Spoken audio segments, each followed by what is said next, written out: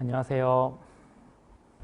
네, 이제 3과목 우리 원산지 관리사 시험의 또 하나의 과목인 이제 세 번째 과목인 원산지 결정 기준 과목에 대해서 이제 좀 강의 들어가기 전에 OT 형식으로 살짝 설명을 드려볼까 합니다. 제가 드리고 싶은 말씀은 이제 원산지 결정 기준 또 이 과목은 왜 공부해야 되는지, 그럼 앞으로 어떻게 공부해야 되는지에 대해서 좀 간략히 설명을 드려보고자 합니다.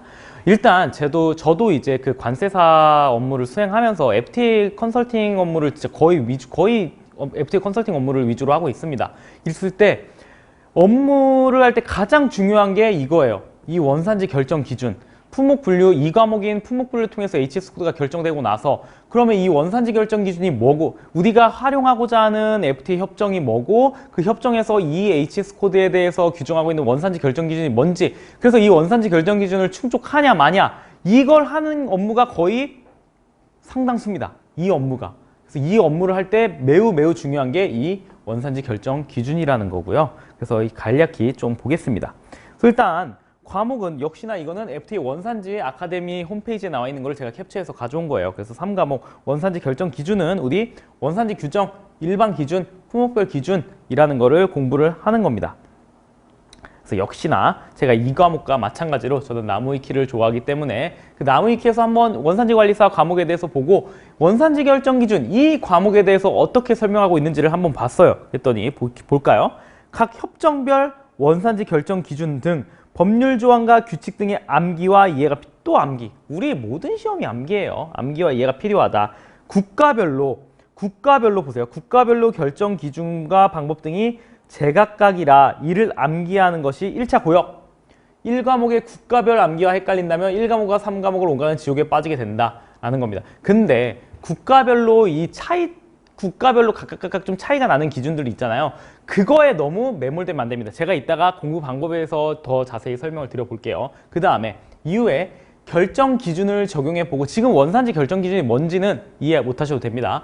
제가 수업 시간에 설명을 드릴 테니까 결정 기준을 적용해보고 값을 구하는 문제가 PSR 계산 문제가 2차로 기다리고 있는데 아예 교재에서는 전략적으로 계산 문제는 버리고 다른 문제에 집중하라고 나올 정도.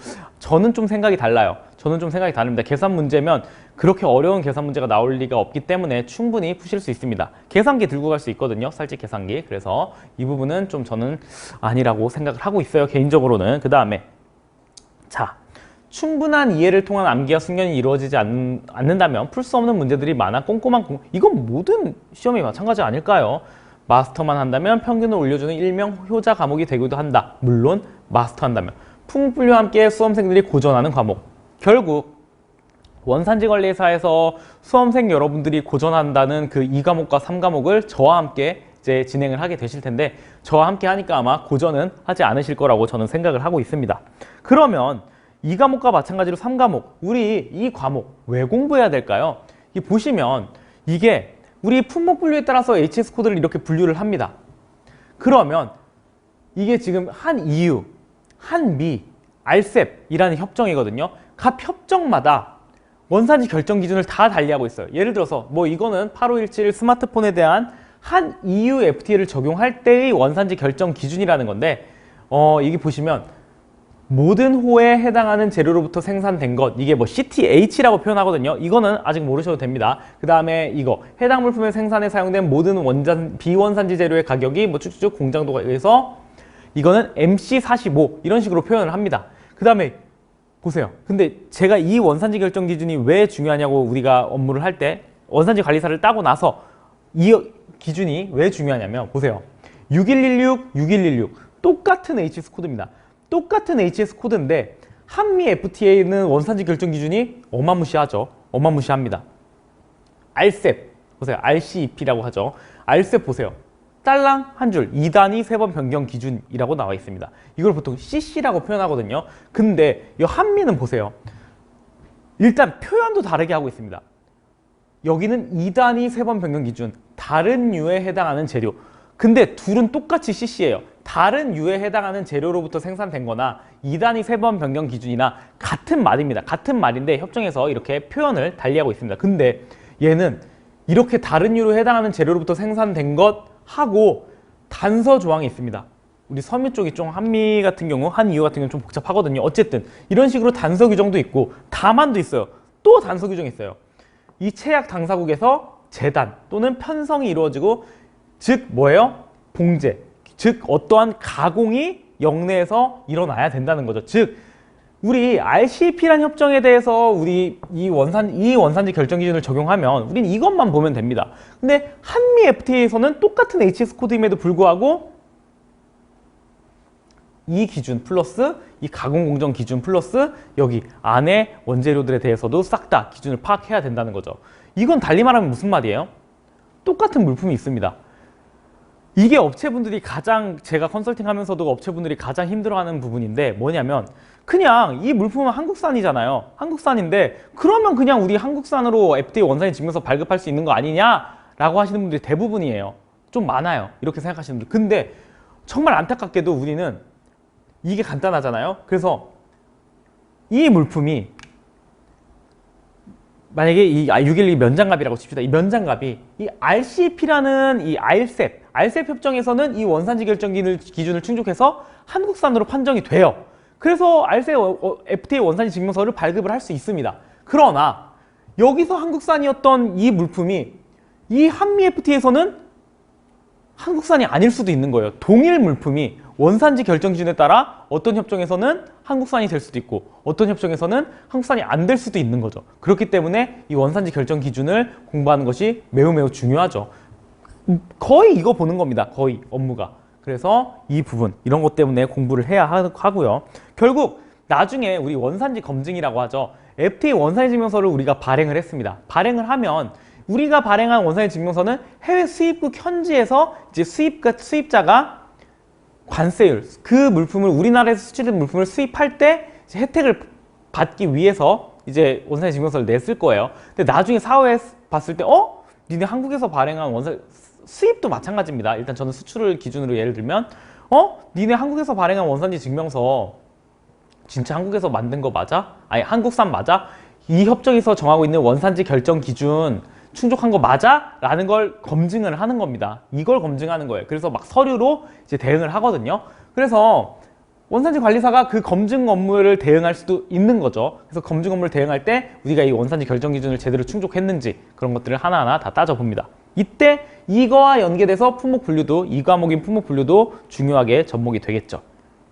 그렇다면 이 과목은 어떻게 공부할 거냐? 일단 이 부분은 이 과목과 똑같습니다. 두 번째 과목인 품목 분류가 이해가 안 되더라도 강의를 일단 1회 독을 완강한다. 그리고 이제 막 이런 용어들이 나와요. CC, 뭐 CTH, CTSH, 뭐 RVC, MC, 뭐 이런 PSR이 품목별 원산지 결정 기준이라고 표현하는데 이러한 용어들에 대해서 의미 파악을 좀 빨리 하는 게 좋습니다. 왜냐하면 아까도 똑같은 규정입니다. 똑같은 CC입니다. CC인데 RCEP에서는 2단위 세번 변경 기준이라고 표현하고 있고 한미에서는 다른 류의 재료로부터 생산된 것 다르게 표현을 하고 있어요. 그래서 어쨌든 CC는 2단위, CTH는 4단위 변경 기준, CTSH는 6단위 세번 변경 기준, RVC는 또 부가가치 기준에서 비원산지 재료의 영내 부가가치 비율 이런 겁니다. 여기는 또 FOB가 기준인데 MC는 또 X업 가격이 기준이고 여러 가지 기준들이 있어요. 그래서 어쨌든 이러한 용어들에 대해서 좀 미리 선행적으로 좀 친숙해질 필요가 있다. 물론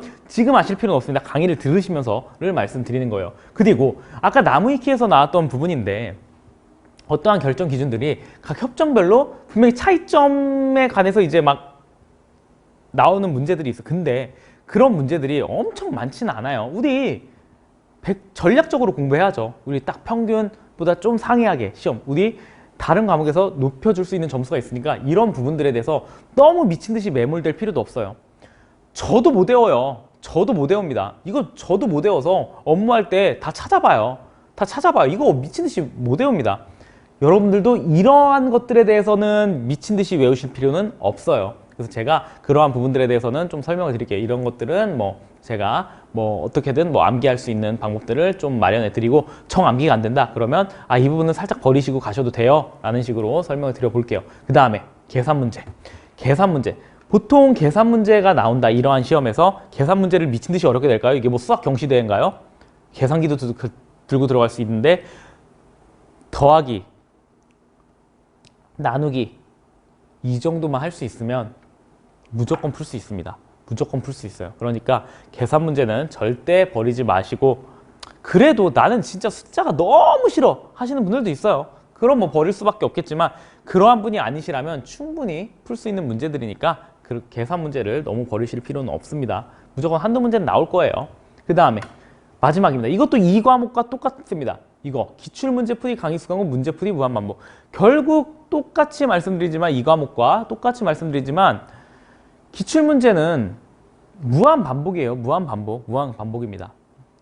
기출문제 무한반복하고 하면 불합격할 수가 없습니다. 네, 그렇게 되기 때문에, 그래서 이 과목은 3과목이죠. 그러니까 세 번째 과목, 이 3과목은 공부 순서로 봤을 때는 세 번째, 딱 3과목, 세 번째, 뭐 4과목, 1과목 공부하고 세 번째 딱 하시면 좋으실 것 같아요. 세 번째 딱 이렇게 공부를 하시고 이 3과목을 마무리하고 이 과목으로 넘어가면서 정리를 하시면 최소 뭐 50점 이상, 60점 이상은 충분히 맞으실 수 있게끔 제가 그렇게 준비를 해 드릴 테니까 믿고 따라와 주시면 됩니다. 그렇게 해서 이렇게 준비하면, 근데 이 원산지 결정 기준은 만약에 시험 합격 목적이 아니라 정말 내가 나중에 원산지 관리사로서 좀 뭔가 업무를 정말 제대로 한번 해보고 싶다라고 하시는 분이라면, 아니면 혹시 관세사 수험생분들도 있을 수 있잖아요. 관세사 수험생분이라면 이 과목은 무조건 좀 공부를 열심히 해주시면 좋을 것 같아요. 무조건 도움 되거든요. 무조건 도움 되니까, 물론 업무를 이미 실무에서 경험하신 분들이라면 뭐 수월하게 하실 수 있겠지만, 그렇지 않은 분들이라면 무조건 이 과목은 이 3과목, 이 원산지 결정 기준 과목은 업무에 무조건 도움됩니다. 업무에 도움이 되시니까 점수뿐만이 아니라 내가 진짜 한번 실무적으로 지식을 가지고 가고 싶다, 그런 마음으로 좀 공부를 임해 주셨으면 좋겠습니다. 네, 이것으로 일단 저희 3과목 원산지 결정 기준에 대한 OT는 마치도록 하고요. 저는 본격적으로 강의에서 찾아뵐 수 있도록 하겠습니다. 네, 감사합니다.